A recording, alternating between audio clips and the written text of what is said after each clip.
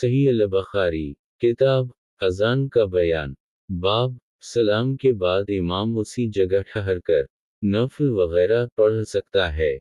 حدیث نمبر 850 ترجمہ۔ اور ابو سعید بن ابی مریم نے کہا کہ ہمیں نافع بن یزید نے خبر دی، انہوں نے کہا کہ مجھ سے جعفر بن ربیعہ نے بیان کیا کہ ابن شہاب زہری نے انہیں لکھ بھیجا کہ مجھ سے ہند بنت حارث فراسی نے بیان کیا اور ان سے نبی کریم صلی اللہ علیہ وسلم کی پاک بیوی ام سلمہ رضی اللہ عنہا نے،